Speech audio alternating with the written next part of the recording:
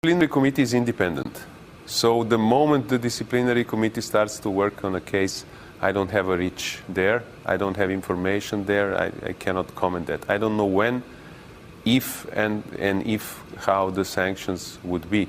For me, what news comes in the form of an announcement from Uefa. They say a UEFA ethics and disciplinary inspector has been appointed to investigate allegations of discriminatory behaviour during the UEFA Champions League 2025 to 2026 knockout playoff between Benfica and Real Madrid yesterday. Further information regarding this matter will be made available in due course, but they have appointed an inspector to investigate the allegations of discriminatory behaviour, and we'll discuss what all that means a little bit later on this lunchtime. We'll keep you up to date on Sky Sports News. It's really great that nobody has ever died of shame. A wolf distinguishes a grandmother ready to eat you up. But is anybody fooled? I don't think anyone is fooled anymore. Because here we have two opposing worldviews. We have cynicism over morality. We have selfishness over solidarity. We have greed over benevolence, self-absorption over openness to others, self-interest against altruism, shameful lies over the truth, heirs over builders, cartel over meritocracy and democracy, stock prices over the sporting merit. The quest for profit over the quest for trophies. Honest, this is what's really wound me up. I think it's disgusting what Jose Mourinho has come out and said. His comments are disgraceful. They really are. He's had a go at him for celebrating a goal. I mean, he scored a worldie, a fantastic goal, which we should all be talking about, and he goes and celebrates. He doesn't antagonise anyone, by the way. His celebration is absolutely fine. He goes over, he celebrates, he enjoys his moment, and that's it. He gets booked by the referee for celebrating, which, in my opinion, is disgraceful as well. And then he gets abused.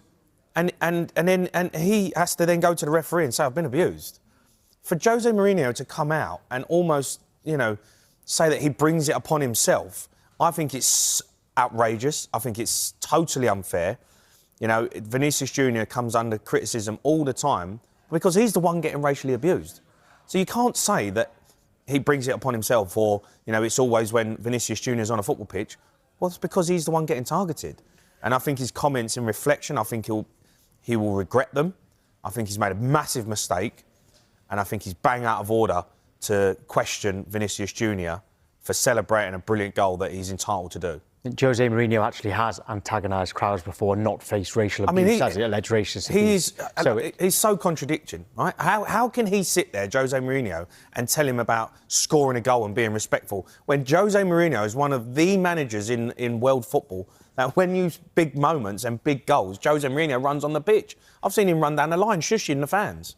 So don't tell me he can sit there with a straight face and say, yeah, you shouldn't do that. He should be respectful. What are you on about? Well, we're going to stop players celebrating amazing goals in the Champions League in a massive game.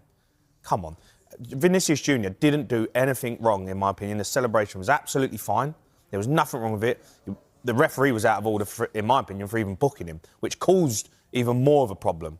European football has once again been thrust into the spotlight after UEFA delivered a decision involving SL Benfica that has stirred debate across the continent, with the UEFA Champions League entering a decisive stage. Any ruling from UEFA carries enormous weight, and this one is no exception. While full details surrounding the decision are still being clarified, the development has ignited speculation about potential sporting and financial implications for the Portuguese giants. In Europe's elite competition, even minor administrative or regulatory issues can have major consequences, from squad eligibility concerns to financial compliance matters. Benfica, one of Portugal's most decorated clubs, have built a reputation for competing fiercely on the continental stage. Their passionate fanbase has responded swiftly to the news, voicing opinions across social media and demanding transparency. For many supporters, the timing of the decision, at such a critical point in the tournament, has raised eyebrows. From UEFA's perspective, maintaining integrity and enforcing regulations consistently remains a top priority. European football's governing body has faced increasing scrutiny in recent years, with every major ruling examined under intense public and media attention. For Benfica,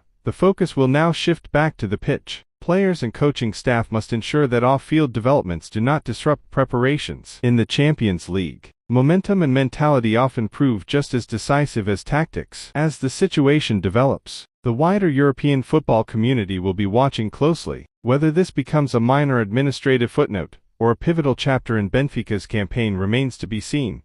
But one thing is certain: the drama surrounding this season's Champions League is far from over.